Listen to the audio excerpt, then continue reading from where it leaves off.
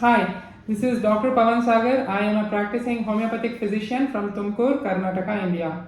In today's video, let's understand what is IBS and its causes, that is irritable bowel syndrome and its causes.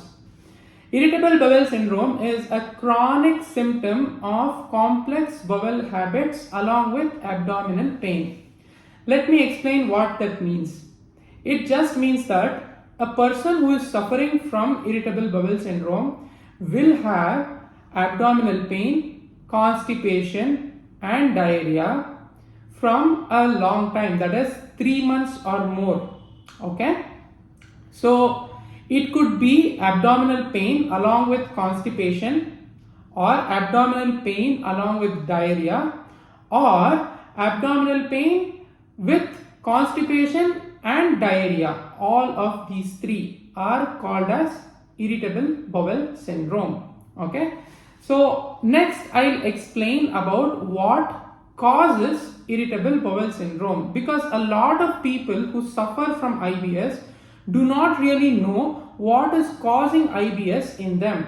So I wanted to give a detailed explanation about what happens in a person who is suffering from irritable bowel syndrome. Okay, so the first and an important cause is that people need to understand that if you are suffering from IBS, you do not have any physical problem that is causing constipation, diarrhea, and your abdominal pain. So if we have to conduct an investigation and find if there is something happening in your intestines which causes constipation, diarrhea, or abdominal pain, we will not be able to see any sort of physical change or physical problem that is present in your intestines.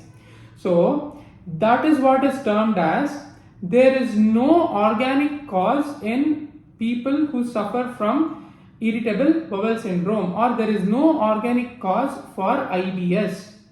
Okay, so I hope you understand what this means. Let me go to the next cause, that is an exaggerated gastrocolic reflex and an altered bowel movement. So to explain this, I need to first make you understand what is gastrocolic reflex. Okay, so a gastrocolic reflex is a simple thing that happens when you eat. So let me give you an example. So when you eat lunch, the food that enters your stomach gets mixed with enzymes, salts, and acid. So once it is mixed with all this, it is moved to your small intestine where the nutrients and the water content is absorbed. Once it is moved from small intestine, it reaches the large intestine. In the large intestine, the remaining amount of water along with some salts and minerals are absorbed. Now what remains is the waste, or what we pass as the stools. So that is now sitting in your large intestine. Okay, so let us come back to the gastrocolic reflex. So when you have eaten lunch, all this has already happened in your intestines. You will go and eat your dinner at around, let's say, 7 p.m. right? So once you start eating dinner again, what happens is that the stomach starts expanding, because stomach is like a bag. So once you start putting things into it, it gets big. Okay, so this expanding stomach sends a signal to your large intestine saying, hey, I am getting filled with food, so whatever waste product that you have inside you, move it to the end part of the digestive system. We call it as the rectum. So it tells the colon, move it to the last part of the digestive system because I am getting full. So next you will also get full from this food that has just entered into me. Okay, so I hope this was clear. So this whole mechanism, that is stomach getting full, sending the signal to your large intestine, the large intestine moving the waste product, that is the digestive food, towards the end of your gastrointestinal system, your digestive system. This whole thing is called as the gastrocolic reflex.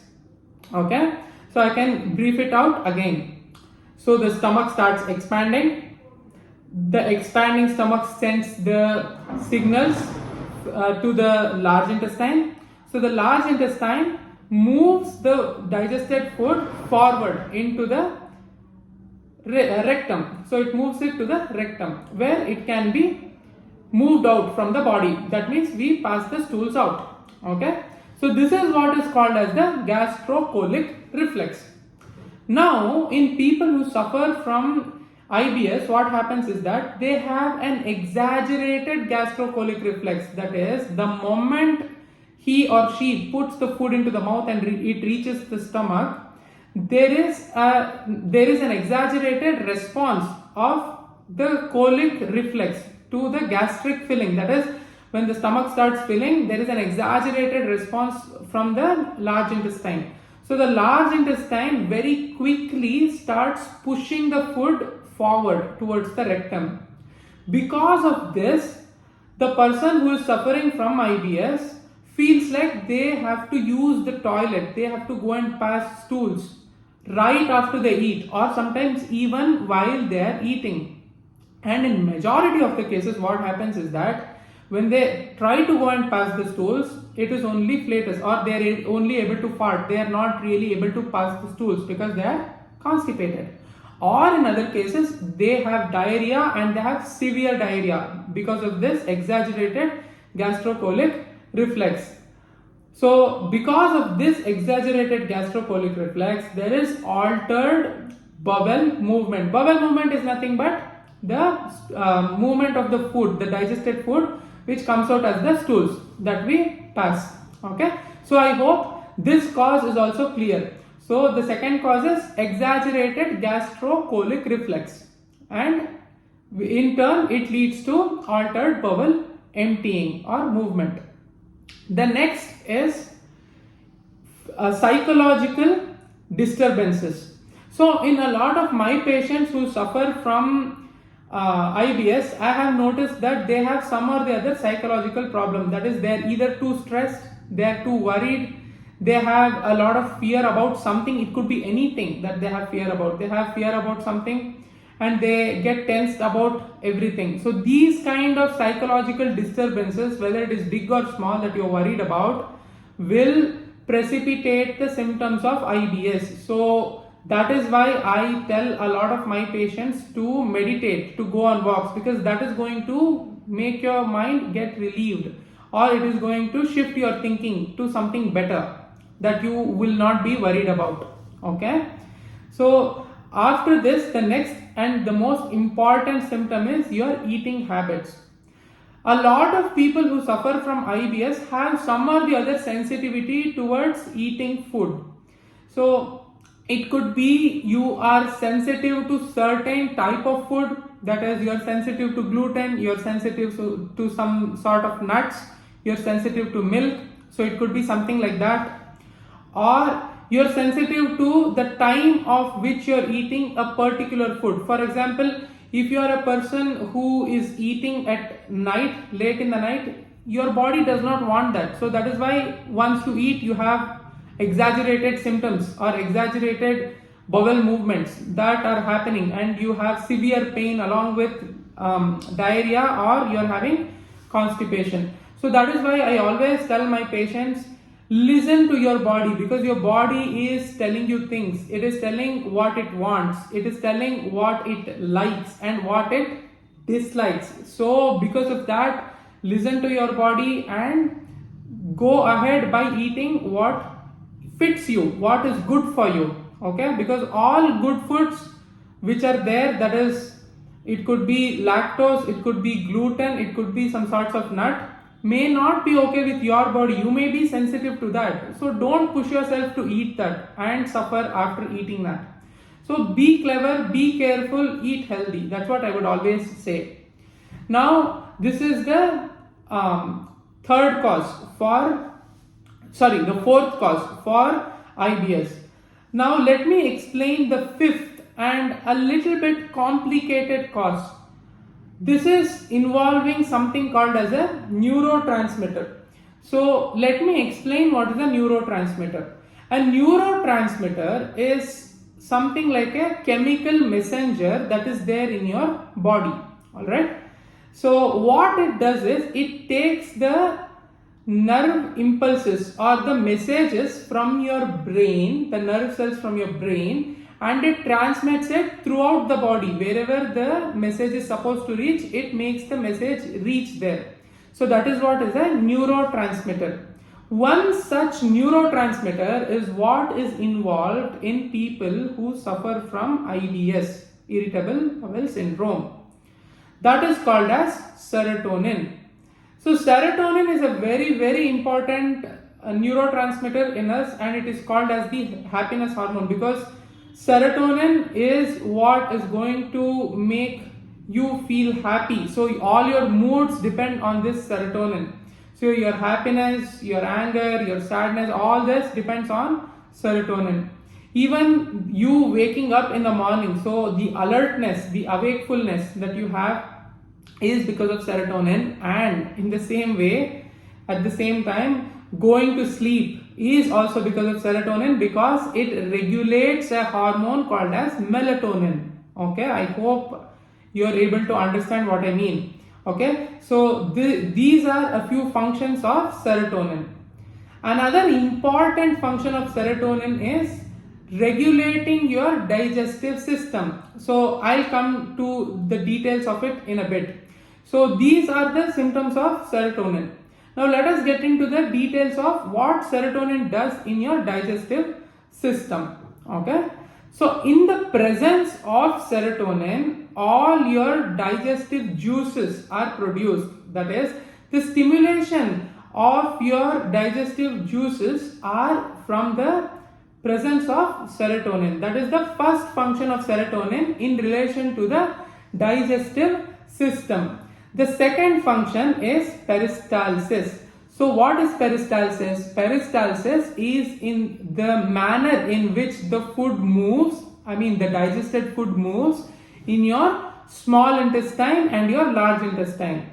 So the manner in which it moves is, when the food is present in an area, the intestines gets pressed, or the intestines moves it by compressing.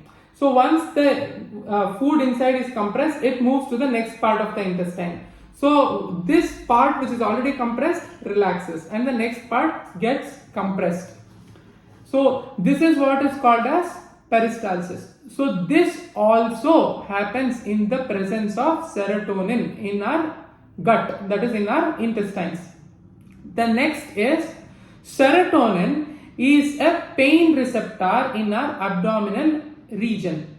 So only in the presence of serotonin will you be able to experience any sort of pain in your abdominal region. So I hope you have an idea about what serotonin does in our body, especially in our gut, relation to our gut. Okay. So in people who suffer from IBS, what happens is that due to various reasons, the serotonin which is there gets increased. The concentration of serotonin in your gut starts increasing. So because of this increase in the concentration of serotonin, what happens is that there is again altered bowel movement, which means the peristalsis that is happening, it happens too quickly. So the compression is too fast. Your intestines are getting compressed too fast, due to which you are experiencing abdominal pain and diarrhea. So because of this reason, people who suffer from IBS have severe pain which is accompanied with diarrhea. So your food is not really absorbed into your system, into your body, and it is moved because of this imbalance or because of this excess in serotonin. Now I want people who are studying medicine or who are from a medical background to give me the name of that uptake transporter of serotonin, what it is called. So I want you to let me know what it is called down in the comments. So do let me know what it's called, what this uptake receptor transporters of serotonin are called as. Okay, So I have already given you a hint of that, and I want you to tell me the full name of it. Okay. So these are the reasons for why a person might be suffering from irritable bowel disease. I hope this was helpful and educative, and I really hope that you enjoyed watching this video. If you have any doubts about the topic of irritable bowel syndrome, do let me know. This is the first part of irritable bowel syndrome. I am going to make a second part of the same topic where I'll be talking about the symptoms of irritable bowel syndrome and also a few things that you can do if you are suffering from irritable bowel syndrome, which will help you in having a better lifestyle, which will give you a good lifestyle in case you are suffering from irritable bowel syndrome. I hope this video was educative and you enjoyed it. So I'll meet you in the next video. Thank you.